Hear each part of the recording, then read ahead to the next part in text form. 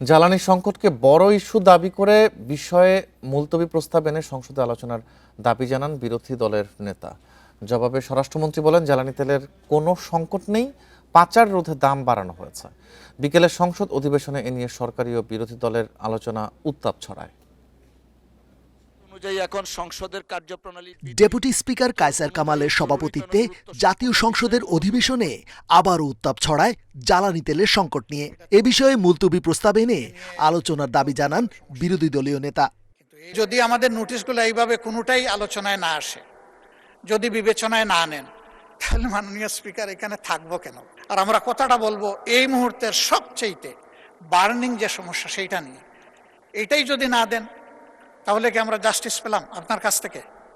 জবাবে সংসদ নেতার পক্ষে স্বরাষ্ট্রমন্ত্রী বলেন, দেশে জ্বালানি তেলের কোনো সংকট নেই, পাচার রোধে সামান্য মূল্য বৃদ্ধি হয়েছে। মুলতবি প্রস্তাব এনে এ নিয়ে আলোচনার কোনো প্রয়োজন দেখছেন না তিনি।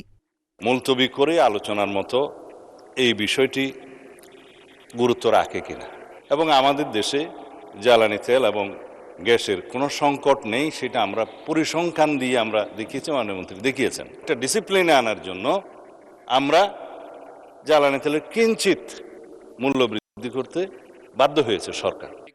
জরুরি জনগুরুত্ব সম্পন্ন বিষয়ে মনোযোগ আকর্ষণের নোটিশের ওপর বক্তব্যে স্বতন্ত্র সংসদ সদস্য রুমিন ফারহানা প্রশ্ন তোলেন, স্বরাষ্ট্রমন্ত্রী বারবার আশ্বাস দেওয়ার পরও মব সন্ত্রাস থামছে না।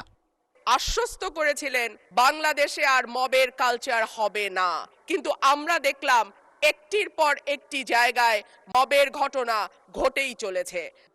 এদিকে খুব শিগগিরই মালয়েশিয়ায় বাংলাদেশিদের জন্য শ্রমবাজার খুলছে বলেও সংসদকে জানায় প্রবাসী কল্যাণ প্রতিমন্ত্রী নুরুল হক নূর। মালয়েশিয়া যাওয়ার পথটি খুলে দেবেন আশা করি। রেজওয়ানুল হক, ইন্ডিপেন্ডেন্ট নিউজ, ঢাকা।